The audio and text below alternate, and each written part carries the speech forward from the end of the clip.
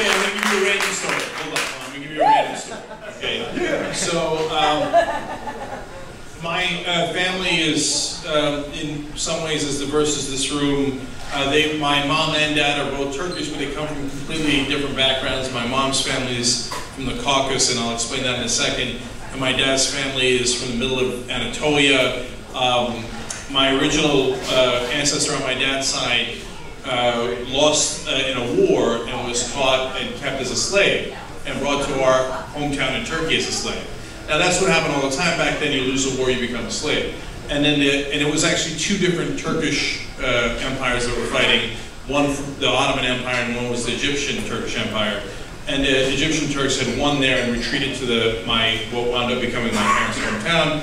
And eventually they're like, this is kind of boring, we're gonna go back to Egypt. Okay, you're all free. Okay, and so that's my dad's side, and my dad, all the way up to him, dirt poor. Part of the reason I'm a progressive is because my dad wound up getting a free education when he scored in the top 15% in the national exams in Turkey. And if he didn't get that free education, I wouldn't be here. I'd be picking olives in southeastern Turkey.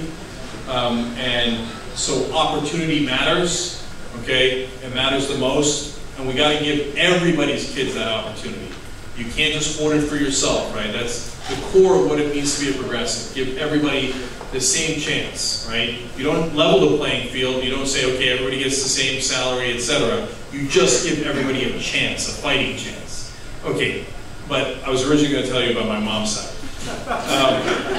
So my mom's side comes completely opposite of my dad, from a esteemed family in Turkey. My great ancestor, original great ancestor on my mom's side, was Yavaş Şahin Pasha.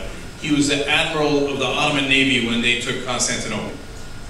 And we didn't actually it got lost in history until one day we're walking in Istanbul and there's a mosque with our last name, with my mom's last name on it. And we're like, what is this? And so the imam of that mosque explained to us, that my dad double checked, because he cares more than my mom's side. Anyway, it turns out their last name is Slowly. It's a very weird last name in any language, right? Whose name is Slowly? And he got that name through this story. So every day, Fatih Sultan Mehmet, that's the sultan that captured Constantinople, now Istanbul, would come to my great ancestor, who was the head of the Navy, and saying, how's our plan to take Constantinople going? And every day my ancestor would say, slowly.